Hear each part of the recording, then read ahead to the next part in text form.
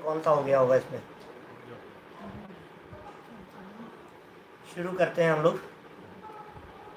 मंगलमय मंगल करण वीतराग विज्ञान नमुताहि जाते भये अरिहंतादि महान करि मंगल करि हो महा ग्रंथ करण के काज जाते मिले समाज सब पावे निज पद राज पावे निज पद राज मिथ्या भाव अभाव थे जो प्रगटे निज भाव सो जयवंत रहो सदा यही मोक्ष उपाव यही मोक्ष उपाव। मोक्ष मार्ग प्रकाशक नामक ये ग्रंथ है। दूसरे अधिकार को आधार बनाकर विविध प्रकार के कर्म और कर्मों की परिस्थितियों की चर्चा यहाँ अपनी चल रही थी। कल तक जो अपना प्रकरण चला है उस प्रकरण में हम काफ़ी चर्चाएं आपके बीच में कर चुके हैं, जिनमें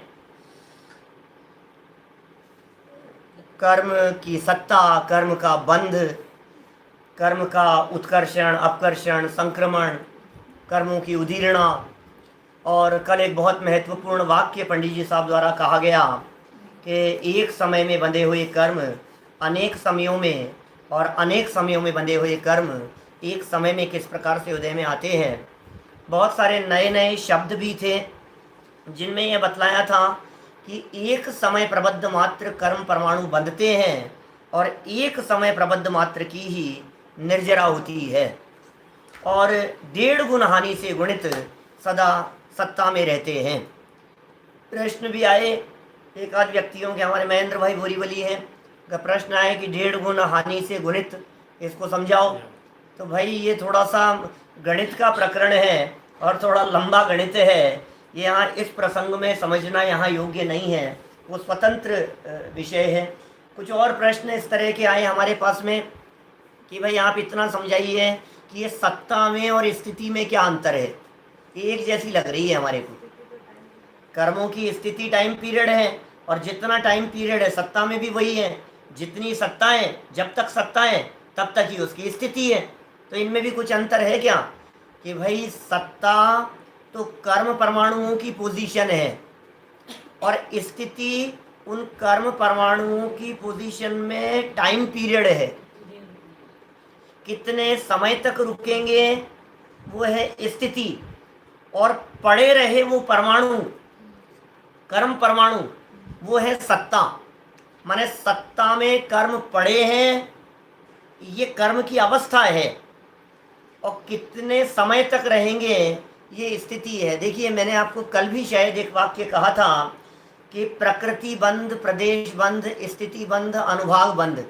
स्थिति जो है ये बंध करण में आती है, क्या समझ में आ रही है बात। और सत्ता एक अलग करण है। कर्मों के 10 करण हैं, आपने सुने होंगे कर्मों के 10 करण, माने 10 अवस्थाएं कर्मों की दिखाई देती है। उसमें बंध, सत्ता, उदय, उदीर्णा, उत्कर्षण, अपकर्षण, संक्रमण, उपशांत, निदत्ति, निकाचित, ये 10 अवस्थाएं हैं। तो इनमें प्रकृति, प्रदेश, स्थिति, अनुभाग कहाँ है भाई? तो प्रकृति, प्रदेश, स्थिति, अनुभाग तो बंध में है और सत्ता अलग पोजीशन है उनकी। बंध में स्थिति भी शामिल है, बंध में अनुभाग भी। अब आप कहेंगे साहब अनुभाग में और उदय में क्या फर्क है? क्या अनुभाग में और उदय में क्या फर्क है? अनुभाग जो है वो बंध करण में है और जो उदय है वो अलग करण है। बंध, सत्ता, उदय, उदीर्ण, उदय है ना, तो बंध में तो आ गया अनुभाग। अब उस अनुभाग के अनुसार फल मिलना, अनुभाग तो उसकी शक्ति है और उसके अनुसार फल मिलना, ये उदय है। अनुभाग तो शक्ति है फल देने की, और जो फल मिला वो उदय है। समझ में आ रही है बात? निदत्ति और निकाचित है, चारों चीजें सब में ही है, दसों में। हाँ सब में ही है, लेकिन वो बंध करण है ना भाई, आप समझे नहीं। वो बंध में प्रकृति प्रदेश स्थिति अनुभाग है, हाँ, वो है सारे परमाणुओं के अंदर ही सारी चीजें। कर्म के सभी परमाणुओं के अंदर सब तरह की चीजें बनेगी। एक बहुत सुंदर प्रश्न आया कि साहब आपने निदत्ति और निकाचित कर्म कह करके हमें बहुत डरा दिया। ये निदत्ति और निकाचित कर्मों की निर्जरा भी होती है क्या? कभी कभी ऐसा होता है क्या कि ये अपना फल नहीं देवे? कभी ऐसा होता है कि इनकी निदत्ति और निकाचित पन्ना मिट जावे? कि हाँ होता है, डरने की जरूरत नहीं है। कब होता है? जीव के स्वभाव परिणामों का निमित्त पाकर जब यह जीव गुणस्थान चढ़ता हुआ 8वें गुणस्थान से ऊपर अनिवृत्तीकरण गुणस्थान के पहले समय में, माने 9वें गुणस्थान के पहले समय में आता है, तो निदत्ति का निदत्तीपना और निकाचित का निकाचितपना ये चला जाता है। श्रेणी चढ़ते समय होगा, लेकिन ये सामान्य व्यक्तियों के नहीं है।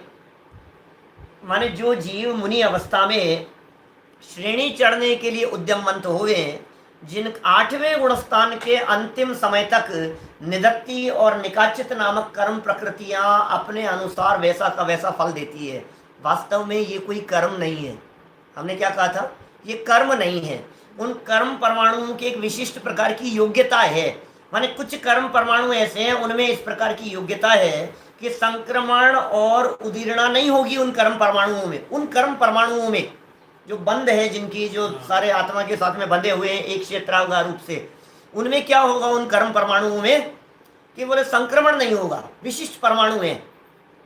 तो जब तक उनमें संक्रमण होने की योग्यता नहीं है, जब तक उनमें उदीर्णा होने की योग्यता नहीं है, जिन कर्म परमाणुओं में संक्रमण और उदीर्णा की अयोग्यता है, उनका नाम है निदत्ति नाम के कर्म परमाणु, निदत्ति योग्यता वाले कर्म परमाणु।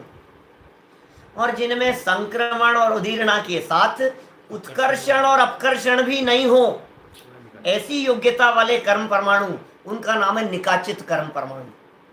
माने जिस पोजीशन में पड़े थे उसी पोजीशन में सत्ता में पड़े रहे। अभी कुछ शब्द नए नए हैं कुछ लोगों के लिए, लेकिन बार बार सुनेंगे तो आपको ये शब्द अपने उपयोग में स्पष्ट हो जाएंगे। इसलिए डरने की जरूरत नहीं है, इस बात से घबराने की जरूरत नहीं है कि यार समझ में नहीं आ रहा है, इस बात से डरने की जरूरत नहीं है कि हमारे तो पल्ले ही नहीं पड़ रहा है। मैंने शायद एक दिन ये बात कही थी, कोई स्टूडेंट 10th से 11th में आता है तो उसके लिए पूरी किताब, पूरे शब्द, पूरे चैप्टर सब नए होते हैं, कैसे पढ़ेगा? 8th से 9th में आया, 9th से 10th में आया, सब कुछ नया है। 10th के बाद में उसने साइंस सब्जेक्ट लिया, मैथ सब्जेक्ट लिया, जो भी उसने सब्जेक्ट लिया, कॉमर्स, कंप्यूटर, हर चीज नई है।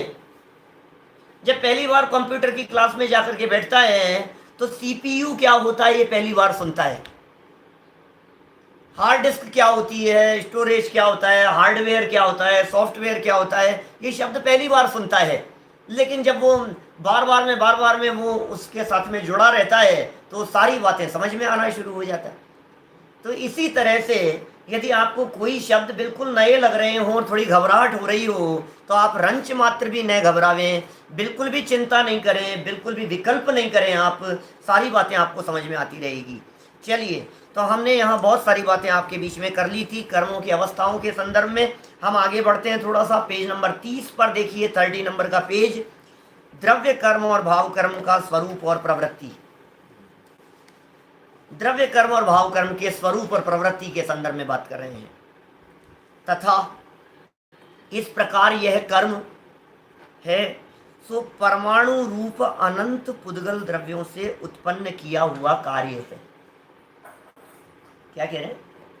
ये जो कर्म है ना, कौन सा कर्म जिनकी चर्चा भी अपन ने इतनी की है, कौन से कर्म की चर्चा की है? बोले वो द्रव्य कर्म था जिसकी हमने चर्चा की थी। ये परमाणु रूप अनंत पुद्गलों से उत्पन्न किया हुआ कार्य है। इसका मतलब कर्म चेतन का काम नहीं है, कर्म पुद्गलों का काम है, और एक पुद्गल का काम नहीं है, अनंत पुद्गलों का मिला जुला काम है ये कर्म जो है। अनंत पुद्गल परमाणुओं का युगपत होकर के जो एक कार्माण वर्गणाओं का काम होता हुआ दिखाई दिया, वो काम है कर्म का, और इसलिए उसका नाम द्रव्य कर्म है। इसको द्रव्य कर्म क्यों कहा? पुद्गल द्रव्य से, जो द्रव्य से उत्पन्न हुआ वो द्रव्य कर्म। और सेकंड सेंटेंस देखो आप क्या कह रहे हैं, तथा मोह के निमित्त से मिथ्यात्व क्रोधादि रूप जीव के परिणाम होते हैं, वह अशुद्ध भाव से उत्पन्न किया हुआ कार्य है, इसलिए उसका नाम भाव कर्म। देखो क्या कहा, भाव से उत्पन्न हुआ वो भाव कर्म, और द्रव्य से किया गया वो द्रव्य कर्म। कितना सरल है बात। माने द्रव्य से उत्पन्न किया गया वो द्रव्य कर्म, और जिसमें इस जीव के विकारी भाव निमित्त बने वो भाव कर्म।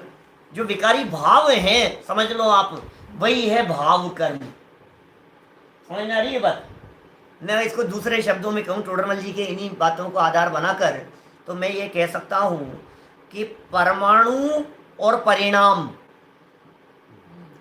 परमाणु है द्रव्य कर्म और परिणाम है भाव कर्म। अब परिणामों में विकारी परिणाम लगाना, समझ में आ रही है बात?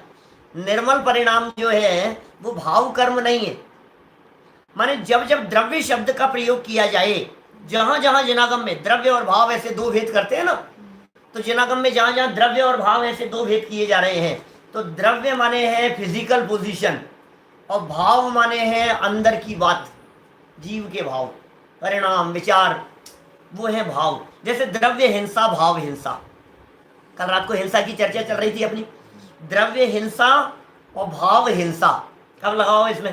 बोले किसी जीव को मारा, सताया, पीड़ा दी, किसी पर जीव के प्राणों का घात हुआ, तो वो सब क्या कहलाएगा? द्रव्य हिंसा। और वो द्रव्य हिंसा होते समय जो जीव के परिणाम थे वो भाव हिंसा है। माने भाव में जीव के परिणाम और द्रव्य में पर द्रव्य, पुद्गल द्रव्य। माने भाव किए और भावों के भाव इधर हुए और द्रव्य उधर हुआ, तो बाहर जो परिवर्तन हो रहा है वो द्रव्य में है और अंदर जो दिखाई दे रहा है वो भावों में है। द्रव्य चोरी और भाव चोरी। द्रव्य चोरी मतलब पदार्थ को चुरा लेना, किसी की रखी हुई, पड़ी हुई, भूली हुई वस्तु को उठा लेना, द्रव्य चोरी। भाव चोरी करने का जो विचार मन में आ गया, भाव आ गया, वो भाव चोरी है। सर्वत्र द्रव्य भाव में यही नियम लगेगा। द्रव्य झूठ और भाव झूठ, द्रव्य कुशील भाव कुशील, द्रव्य परिग्रह भाव परिग्रह, ऐसे ही द्रव्य कर्म और भाव कर्म। ये जो वाक्य है टोडरमल जी साहब के, ये कितने मार्मिक वाक्य हैं। देखिए जरा क्या कह रहे हैं यहाँ, वापस इन दोनों वाक्यों को पढ़ेंगे अपन। तथा इस प्रकार यह कर्म है, सो परमाणु रूप अनंत पुद्गल द्रव्यों से उत्पन्न किया हुआ, ये द्रव्यों से, पुद्गल द्रव्यों से, ये अंडरलाइन करने जैसा है। अनंत पुद्गल द्रव्यों से उत्पन्न किया हुआ कार्य है, इसलिए इसको द्रव्य कर्म कह रहे हैं। द्रव्य से उत्पन्न हो रहा है, इसलिए इसका नाम द्रव्य कर्म है। तथा मोह के निमित्त से मिथ्यात्व क्रोधादि रूप जीव के परिणाम है। उसमें निमित्त बन रहे हैं कौन?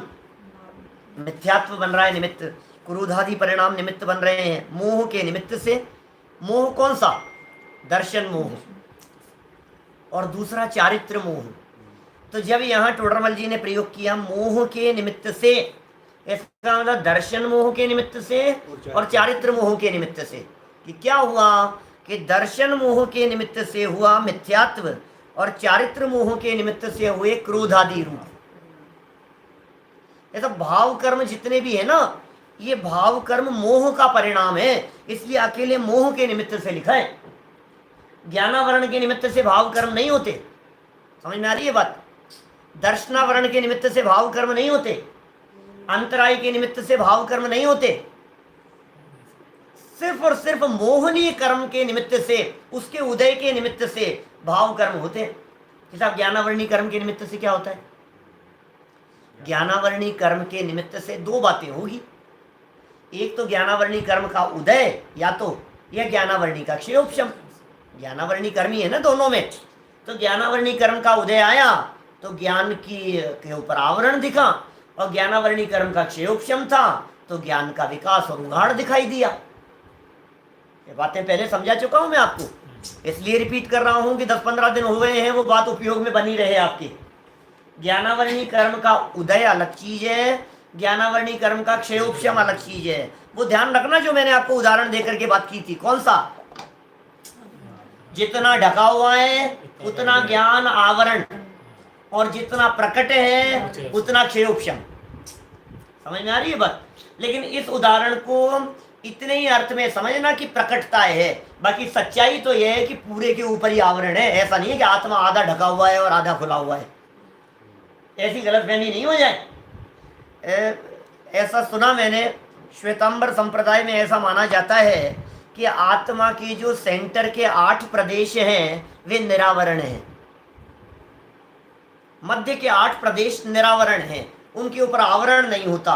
लेकिन यह बात बराबर नहीं है, क्योंकि यदि वे 8 प्रदेश जिन्हें रुचक प्रदेश कहा जाता है, सेंटर में आत्मा का जो सेंटर पार्ट है ना, आत्मा के जो प्रदेश हैं, आत्मा का जो आकार प्रकार है, उसमें सेंटर में 8 प्रदेश हैं जो पूरे आत्मा का सेंटर है।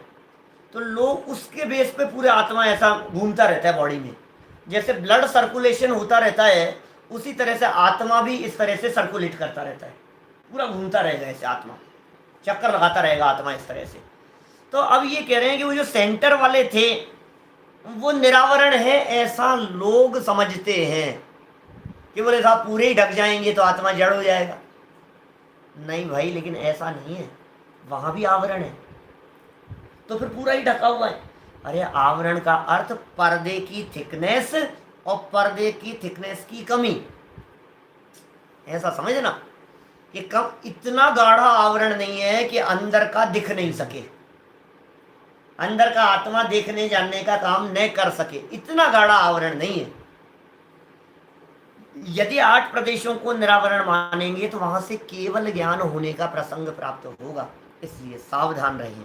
चलिए, मोह के निमित्त से स्पष्ट हुई बात। मोह की बात क्यों कही?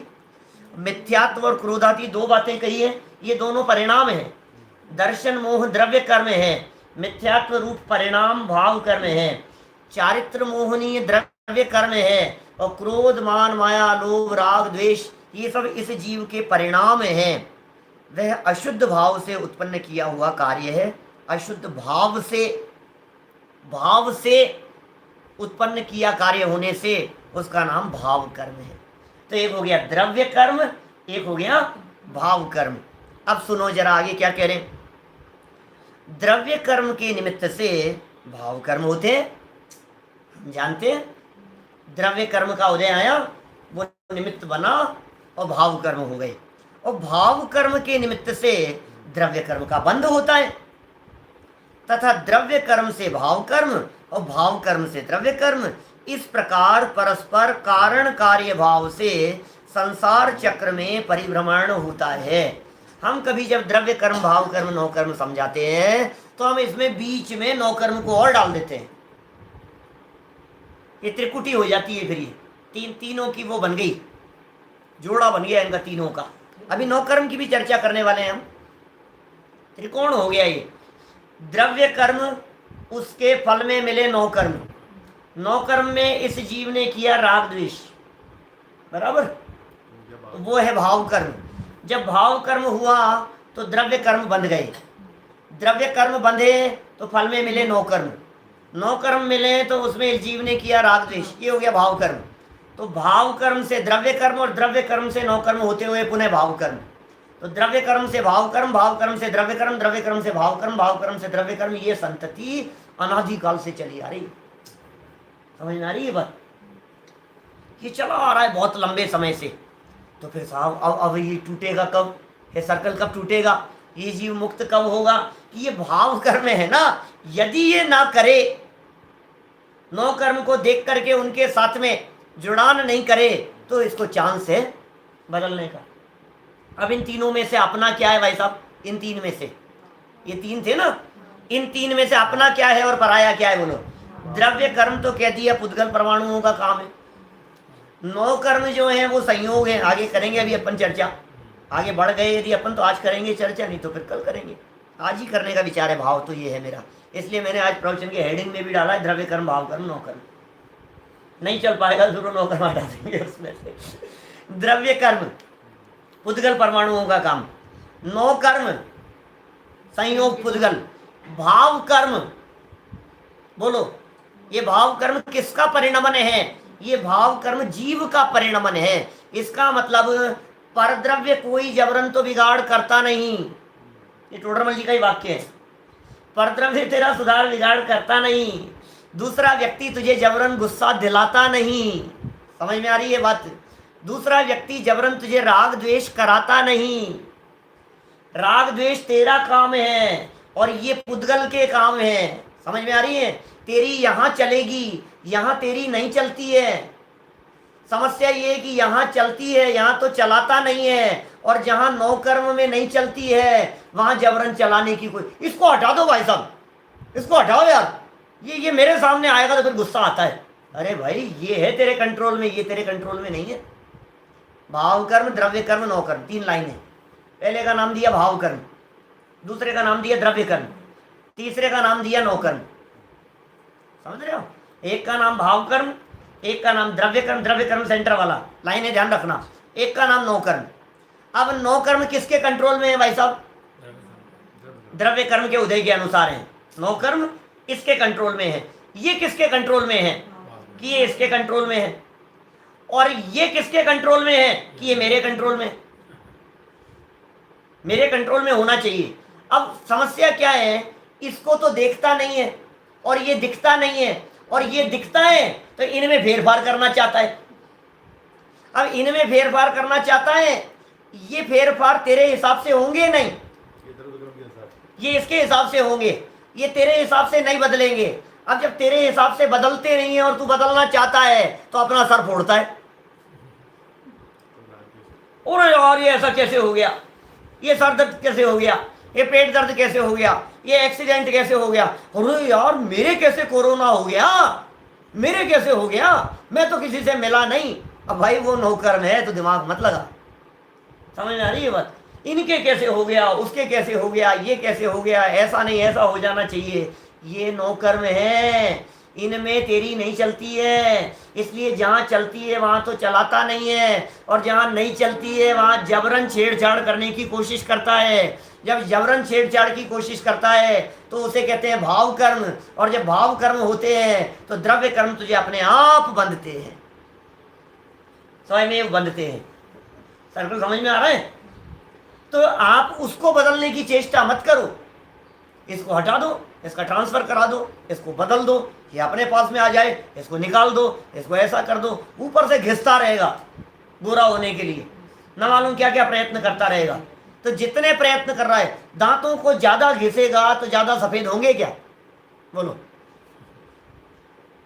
ज्यादा साबुन ऊपर से घिसेगा तो काला गोरा हो जाएगा क्या? बोलो। ये जितने एडवर्टाइजमेंट टीवी पर आते हैं, क्या वो क्या समझ लो आप, फेयर एंड लवली है या रूप का निखार हो गया, 1 सप्ताह में, 3 सप्ताह में, 4 वीक के अंदर देखो आप ऐसा कलर बदल जाएगा आपका कि भाई हम जानते हैं तुम कितनी भी कोशिश करो, ये जो नौकर में है ना, ये नौकर में इसके कंट्रोल में है, तेरे कंट्रोल में नहीं है, तू जबरन भाव बिगाड़ता रहता है। अब जरा वाक्य पढ़ो, यहाँ द्रव्य कर्म से भाव कर्म वाला वाक्य पढ़ लिया अपन ने। क्या कह रहे हैं पंडित जी? तथा द्रव्य कर्म से भाव कर्म और भाव कर्म से द्रव्य कर्म, इस प्रकार का परस्पर कारण कार्य भाव से संसार चक्र में परिभ्रमण होता है, एक दूसरे का कारण बन जाते हैं। ऐसा निमित्त कारण समझना, यहाँ जहाँ कारण कार्य की बात कर रहे हैं निमित्त कारण ही समझना चाहिए, क्योंकि दो द्रव्यों में कारण कार्य भावपना बनता नहीं है। जहाँ व्याप्य व्यापक भाव बनता है वहाँ कर्ता कर्म संबंध होता है। ये समय सार का बिल्कुल सूत्र नियम है। ये कर्ता कर्म संबंध कहाँ बनेगा? जिनमें व्याप्य व्यापक भाव होगा। अब परद्रव्य के साथ में तेरा व्याप्य व्यापक भाव होता नहीं है, इसलिए उनके साथ में कारण कार्य कर्ता कर्म संबंध बनता नहीं। अब ये बात कई नए लोगों को नहीं समझ में आई होगी, कोई बात नहीं, चिंता नहीं करें आप। छोड़िए इतने वाक्य को, आगे बढ़ो। तथा विशेष जानना कि, अब इनमें विशेष क्या जाने, इतना विशेष जानना कि तीव्र मंद बंध होने से, क्या तीव्र और मंद, बंध, बंध तीव्र था, बंध मंद था, ये होने से, यह संक्रमण आदि होने से, या फिर संक्रमण आदि हो गए, तीव्र बंधा था, मंद हो गया, या फिर संक्रमण आदि हो गए। अब ये भाव समझ में आ रहे हैं आपके? तीव्र मतलब बहुत गाढ़ा बंधा हुआ था, मंद मतलब हल्का बंधा हुआ था, संक्रमण माने बदल गए। वो संक्रमण आदि, संक्रमण आदि के अंदर संक्रमण, उत्कर्षण, अपकर्षण, उदीर्णा, ये सब संक्रमण आदि के अंदर लगाना, ये चार बातें होने से, या एक काल में बंधे अनेक काल में, कल जैसा वाक्य है, भाव वासन हो जाना चाहिए इन वाक्यों का, तो बिल्कुल ऐसे ऐसे हो जाने चाहिए। और उदाहरण देकर के समझा सकता हूं, एक काल में बंधे अनेक काल में, आधा वाक्य पढ़ा है हमने, कुछ एग्जांपल दे सकते हैं अपनी लाइफ का? एक काल में बंधे हुए अनेक काल में, एक्सीडेंट हुआ एक काल में और फल मिला 3 महीने तक, पैर लटका हुआ है, फ्रैक्चर हो गया, पड़ा हुआ है, काम कितने समय में हुआ था? ये टकरा गया। बाइक चलाते हैं ये जवान लड़के, 20-22 साल के लड़के, आप देखो ऐसे चलाते हैं जैसे सामने बराबर से निकले। और कितनी बार ऐसा होता है, आपके बगल से निकला होगा, जिसके बगल से निकलता है, 100 में से 70 लोग ऐसे होंगे जो ये कहेंगे मरेगा। जिनके बगल से निकलता है ना, निश्चित तौर पर 70-80% लोग ऐसे होंगे जिनके बगल से वो निकलता है तो पीछे से कहते हैं देखना मरेगा, मारेगा भी, मरेगा भी, अभी देखना होने वाला है, इसका एक्सीडेंट होने वाला है, इसको होश नहीं है कुछ भी, ये क्या कर रहा है। तो गलती कितनी कितनी देर के लिए हुई? एक क्षण मात्र की गलती, और सजा कितने समय तक मिली? अनेक समयों तक। एक समय के का फल अनेक समयों तक भोगता है। आपके सारे कार्य देखिए, आप जो कार्य, एक समय में कर्म बांधा, एक समय का परिणाम किया, एक समय का आयु कर्म बंधा, एक समय का जो भी आपने विचार किया, फल कितने समय तक भोगेगा? एक समय का काम किया, हत्या कर दी किसी की, फल भोग लिया 15 साल के लिए, 14 साल के लिए जेल में जाकर के सड़ रहा है। एक समय का काम किया, माने एक समय के फल को अनेक समयों में। आधा वाक्य पढ़ा भी अपन ने, एक काल में बंधे, एक काल में बंधे अनेक काल में, लंबे टाइम तक, उल्टा करो वाक्य को, या अनेक काल में बंधे एक काल में उदय आने में। क्या लंबे समय से चल रही थी तैयारी क्या, और एक दिन आया और रिजल्ट मिल गया। देखो शादी की तैयारी चल रही थी, बैंड बाजा बुक करो भाई, आज बैंड बाजा कर लिया, आज जगह देख आए, आज कार्ड की व्यवस्था कराए, आज इसकी कर आए। पहले तो ऐसा बहुत हुआ करता था, अभी तो सब रेडीमेड चलता है। समझ लो आप, गेहूं आ रहे हैं, गेहूं हैं, धुल रहे हैं, पिस रहे हैं, तैयारी हो रही है, महीनों से लगे हुए हैं, इतने लंबे समय की तैयारी, और एक दिन शादी हुई और सब खत्म। अनेक समयों से चलता हुआ काम एक समय में आकर सब बराबर। पंच कल्याणकों की तैयारी महीनों से चल रही है, 6 से 8 महीने पहले से घोषणा कर देते हैं, पंच कल्याणक दिसंबर में होगा, जनवरी में घोषणा हो गई, दिसंबर में होगा, अगले साल फरवरी में होगा, घोषणा हो गई। कितने पहले घोषणा कर देते हैं। अपने सिंगोली के पंच कल्याणक की घोषणा कर दी, कब होगा, ये इस समय में होगा। तो ये फटाफट फटाफट हो जाती है ना इस तरह की घोषणाएं, साल भर पहले, और फिर तैयारियां भी चालू हो जाती है, उस हिसाब से व्यवस्थाएं चालू हो जाती है। इतने लंबे समय से किया हुआ, अनेक समयों से किया हुआ काम एक समय में, उसका रिजल्ट कब? एक समय में उदय में आया। लंबे समय से किया हुआ एक साथ उदय में आया। मैं पुराना मुझे ध्यान आ रहा है, इस तरह का उदाहरण दिमाग में, इस तरह की बात, बहुत सारे उदाहरण उठते हैं दिमाग में, चलती रहती है बातें।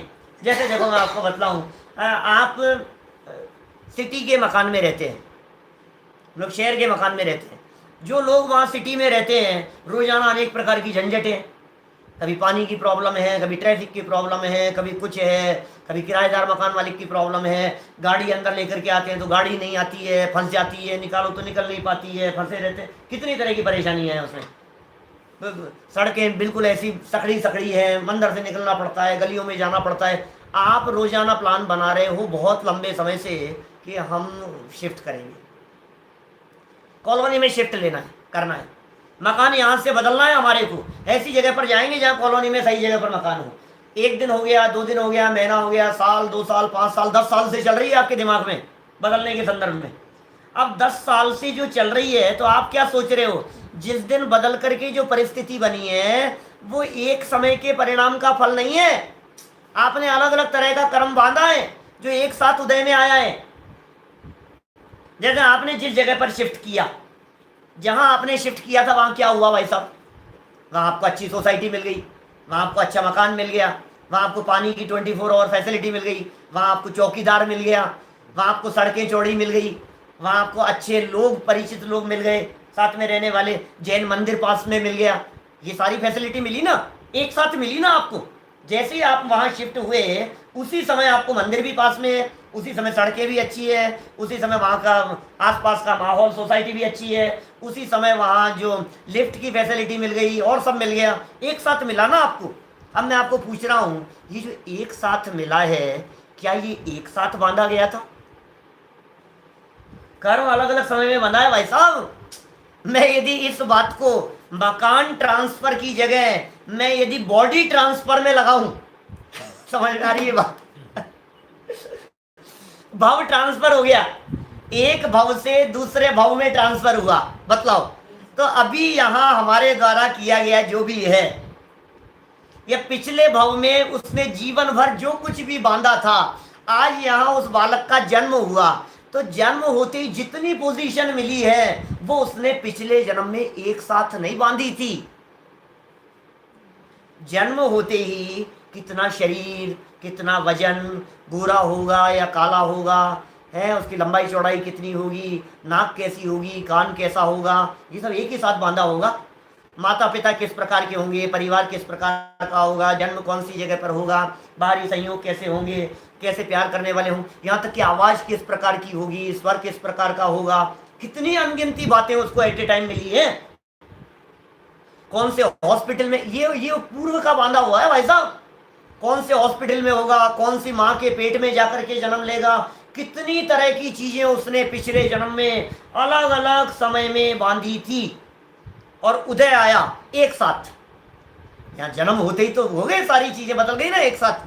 तो अनेक समयों में बंधी हुई चीज बहुत लंबे समय तक बांधते रहते हैं, बांधते रहते हैं, बांधते रहते हैं जीवन भर। हमारा भी क्या होगा, एक साथ जब यहाँ जीवन पूरा हो जाएगा और अगले भाव में पहुंचेंगे, तो आप क्या समझ रहे हैं, एक समय का काम है वो। जीवन भर की जो जमा पूंजी है ना, जो साथ में जाने वाली है, ये कौन सी जमा पूंजी साथ में जाने वाली है? ये वो जमा पूंजी साथ में जाने वाली है, कौन सी? भावों वाली, परिणामों वाली। दुनिया ये कहती है कि कुछ साथ में नहीं जाता, और हम ये कहते हैं तुम्हारा सब कुछ साथ में जाएगा, सारा किया धरा तुम्हारे साथ में जाएगा, कुछ भी यहाँ नहीं छूटेगा। संयोग नहीं जाएंगे, लेकिन उनके जोड़ने में, इकट्ठा करने में जो तुमने अपने भाव किए थे, वो सब तुम्हारे साथ में जाएंगे। तो वाक्य दोनों समझ में आ गए क्या? कल नए अलग उदाहरण दिए थे, आज नए उदाहरणों से चर्चा की है मैंने। बहुत आप भी लगा सकते हो, उपयोग थोड़ा सा दोहराओगे तो कितनी तरह की परिस्थितियां आपको ऐसे निकल निकल करके सामने आएगी। वाक्य समझ में आ गया? एक काल में बंधे अनेक काल में, या अनेक काल में बंधे एक काल में उदय आने में, किसी काल में तीव्र उदय आए, किसी काल में ऐसा बहुत तीव्र उदय आया, तब तीव्र कषाय हो, और तब तीव्र ही नवीन बंध हो। माने 3 बातें आ गई यहां, और 3 में फर्स्ट, सेकंड, फिर फर्स्ट, ऐसा। तीव्र उदय आवे, ये द्रव्य कर्म का उदय है, और तीव्र कषाय हो, ये भाव कर्म है, और तीव्र कषाय होने के कारण तीव्र ही नवीन बंध हो, ये पुनः द्रव्य कर्म है। समझ में आ गई बात? तथा किसी काल में मंद उदय आए, बोलो किसी समय में क्या हुआ, उदय मंद आए, तो क्या होगा, मंद कषाय हो, तब मंद ही बंद हो। तथा उन तीव्र मंद कषायों ही के अनुसार पूर्व में बंधे हुए कर्मों का भी संक्रमणादि हो तो हो। क्या क्या कि बहुत बहुत सुंदर बात कह रहे हैं। देखो आप ध्यान देना क्या शब्द दिए हैं, एक एक शब्द बहुत महत्वपूर्ण है। उन तीव्र मंद कषायों ही के अनुसार, माने जो वर्तमान भाव हुए थे, जिन भावों से नया बंधा था, उन्हीं भावों से पुरानों में भी हो रहा है। ही शब्द कितना महत्वपूर्ण है। तीव्र मंद कषायों ही के अनुसार, ही के अनुसार क्यों कह रहे हैं? बोले इसी के अनुसार तो नए आए थे और इसी के अनुसार पुरानों में भी संक्रमण आदि हो रहे हैं। जो भाव किए उन भावों से क्या हुआ भाई साहब? डबल काम हुआ। मैंने एक दिन कही थी बात, तीनों कालों को इफेक्ट करते हैं, वही बात कहना चाह रहे हैं। हमारे जो वर्तमान भाव हुए हैं, इन्हीं भावों से नए भी कर्म आएंगे और इन्हीं भावों से जो पुराने वाले हैं ना, उनमें भी उत्कर्षण अपकर्षण संक्रमण होगा। कल हमने जो उसका उदाहरण देकर के बात की थी ना आपको, गेहूं का उदाहरण देकर के, क्या कितने सटीक बात लगती है वो। माने इधर से उठे और इधर आए, बराबर, तो जितने आए संख्या बराबर नहीं है और अलग अलग आए। जैसे कल वाले उदाहरण को थोड़ी सी बात करूं उसी में मैं, तो ये बीच में हमारे पास में ढेर लगा हुआ है गेहूं का, इधर से एक मुट्ठी इधर आती है और इधर से एक मुट्ठी निकल करके बाहर जाती है। इधर से आना ये इसमें बंद हुआ, इधर से निकल जाना ये उदय हुआ, बराबर। जितने कर्म परमाणु रेड कलर वाले गेहूं के परमाणु यहां आकर के मिले इस गेहूं के ढेर में, तो एक साथ उदय में नहीं आएंगे, माने एक साथ पूरे के पूरे रेड नहीं निकलेंगे, क्योंकि वो उनमें मिल गए थे, बराबर।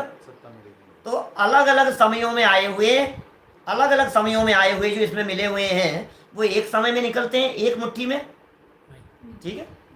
अलग अलग समयों में आए हुए, अलग अलग समयों में आए हुए मिक्स होकर के एक साथ निकलते हैं, ठीक है।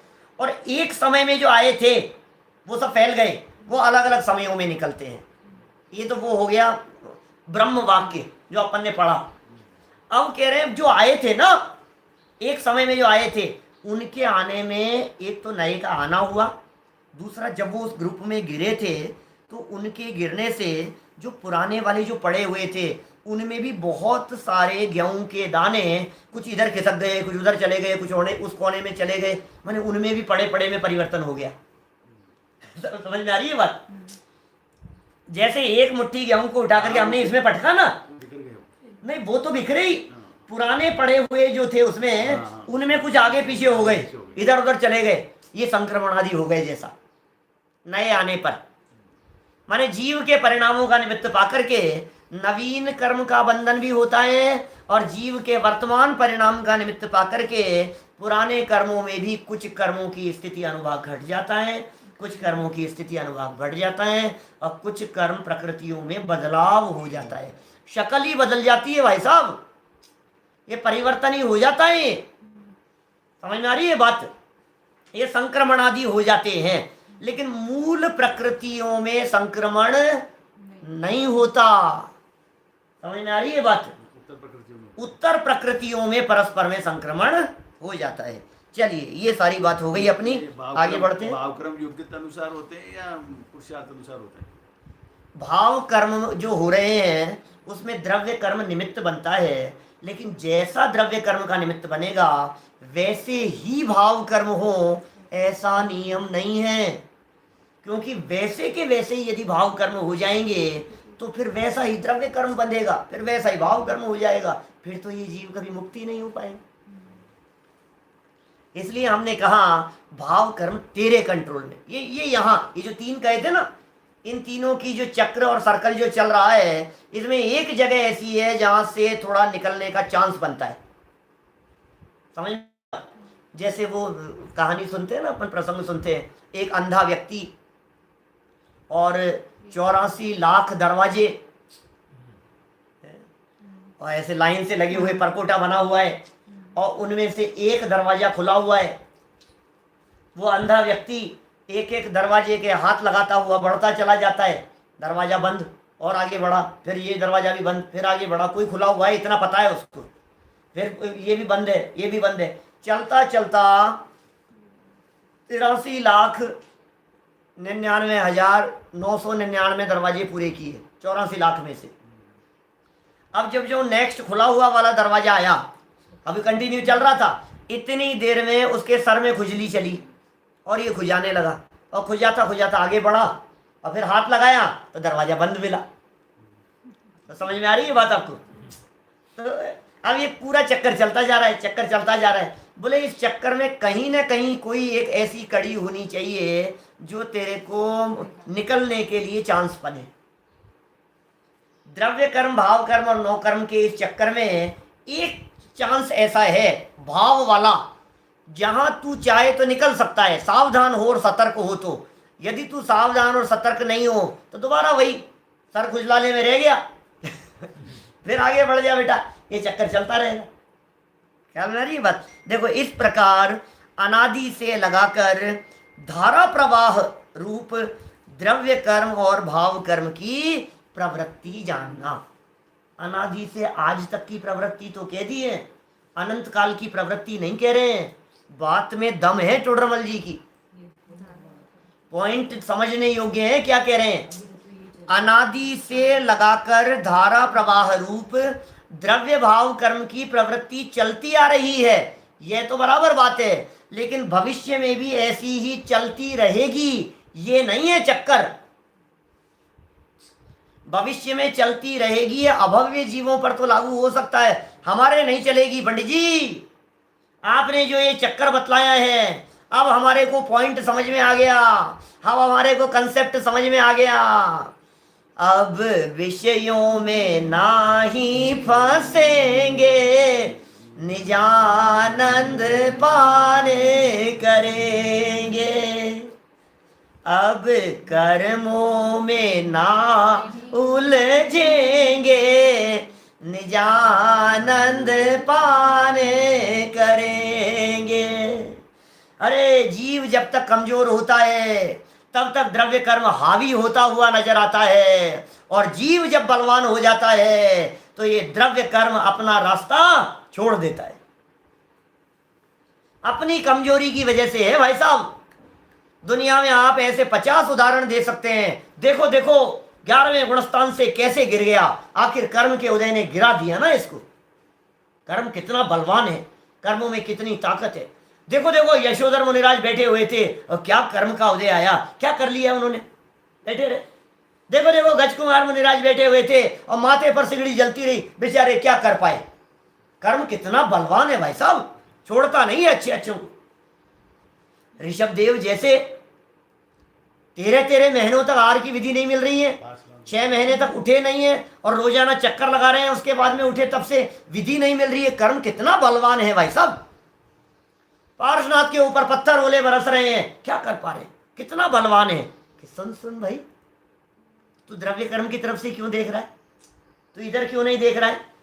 क्योंकि ये जो संयोग दिख रहे हैं ये तो पूर्व का उदय है। इस द्रव्य कर्म के उदय के काल में ये संयोग मिले हैं, ये नौ कर्म, ये क्या है ये बता।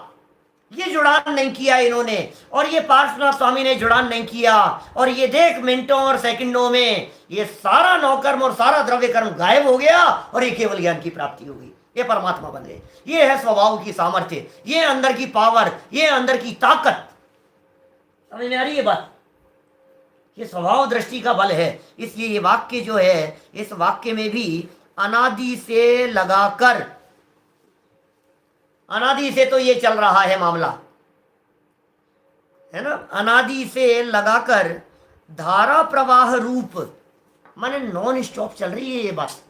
भाव भी नॉन स्टॉप हो रहे हैं, द्रव्य कर्म भी नॉन स्टॉप बन रहे हैं। द्रव्य कर्म जैसे बन रहे हैं उनका उदय भी नॉन स्टॉप आ रहा है, सारे काम एक साथ हो रहे हैं। जैसे हमारी बॉडी में अभी हार्ट काम कर रहा है कि नहीं, हार्ट काम कर रहा है, तो हार्ट काम कर रहा होगा उस समय किडनी काम करना बंद कर देती होगी, उस समय इंटेस्टाइन, आंखें काम करना बंद कर देती है, आंखें काम कर रही है, तो सारे एक साथ काम कर रहे हैं ना, एट ए टाइम काम कर रहे हैं। जब आप सो रहे हैं उस समय भी आपके बॉडी के सारे ऑर्गन ऑटोमेटिक काम कर रहे हैं, सारे कर रहे हैं एक साथ, इतने मिलकर के। आपको लग नहीं रहा है कि आप इतने काम कर रहे हैं, आप थोड़ी ना कर रहे हैं। ऐसे ही हम ये कह रहे हैं द्रव्य कर्म अपना काम कर रहा है, भाव कर्म भी प्रति समय हो रहे हैं, द्रव्य कर्म का उदय भी प्रति समय हो रहा है, द्रव्य कर्म का बंधन भी प्रति समय हो रहा है। द्रव्य कर्म के उदय से मिलने वाली परिस्थितियां भी प्रति समय हैं। 8 प्रकार के द्रव्य कर्मों का उदय हो रहा है, 7 प्रकार के द्रव्य कर्मों का बंधन हो रहा है। उसी समय उनमें स्थिति पड़ रही है या अनुभाग पड़ रहा है, उसी समय प्रकृतियों के अंदर बंटवारा हो रहा है, उसी समय उनमें संक्रमण हो रहा है, उसी समय उत्कर्षण अपकर्षण भी हो रहा है। अनंत कर्म परमाणु आ रहे हैं और अनंतों के अंदर ये सब काम होते चले जाते। ये सब एक समय की बात कह रहा हूं मैं। माने कल मैंने एक शब्द का प्रयोग किया था, ये कितनी बड़ी इंडस्ट्री काम कर रही है, आप इसकी कल्पना नहीं कर सकते हो। जैसे रिलायंस, टाटा वाटा, इनकी जब बात करते हैं ना, अपने तो सोचते हैं कितना बड़ा इंफ्रास्ट्रक्चर है इनका, कितना बड़ा काम है, क्या कितने शोरूम है, हजारों की संख्या में इनके शोरूम है, और एक साथ कैसे काम कर रहा है, सारी फैक्ट्रियां कहाँ कहाँ चल रही है, क्या क्या हो रहा है, किस तरह से प्रोसेस होता होगा, किस तरह से मैन्युफैक्चरिंग होती होगी, किस तरह से पहुंचता होगा, किस तरह से जाता होगा, बढ़ता होगा, प्रॉफिट का कैलकुलेशन कैसे होता होगा, कैसे उनका कितना, किनका कितना, सब हो रहे हैं एक साथ। कितनी बड़ी इंडस्ट्री है। अब सुनो, कितनी भी बड़ी इंडस्ट्री हो, अनंत तो वर्कर नहीं थे ना उसमें, अनंत वर्कर थे क्या उसमें काम कर? कितनी बड़ी इंडस्ट्री हो उनकी, हजारों ही तो होंगे, अरे लाखों ही तो हो सकते हैं, लाखों से ज्यादा तो नहीं, करोड़ों तो नहीं होंगे ना किसी एक इंडस्ट्री में काम करने वाले, मैक्सिमम कह दिया लाखों होंगे, यहां कह रहे हैं अनंत है। ये कितनी बड़ी इंडस्ट्री काम कर रही है, संचालित कौन कर रहा है, कौन संचालित कर रहा है इन कर्मों की व्यवस्थाओं को? बोले सुन, संचालित करने वाले के बस की बात नहीं है, कोई कर नहीं सकता है, ये ऑटोमेटिक व्यवस्था है, स्वसंचालित व्यवस्था है। ये सारे जगत की व्यवस्था है ऑटोमेटिक और स्वसंचालित व्यवस्था है। इस प्रकार अनादि से लगाकर धारा प्रवाह धारा प्रवाह धारा प्रवाह नॉन स्टॉप रूप से द्रव्य कर्म और भाव कर्म की प्रवृत्ति जानना। तो द्रव्य और भाव कर्म की प्रवृत्ति तक ही हम आज चर्चा कर सके हैं। कल हम चर्चा करेंगे नौकर्म का स्वरूप और उसकी प्रवृत्ति के संदर्भ में। माने हमारे जो ये संयोग दिखाई दे रहे हैं उसमें बॉडी, उसमें आत्मा का रहना, उनका आपस में संबंध और क्या क्या उनके फंक्शन किस किस तरह से काम करते हैं, बहुत मार्मिक प्रकरण है नौकर्म के संबंध में भी। कल उस चर्चा को और आगे बढ़ाएंगे। अभी की बात को यहीं विराम दें।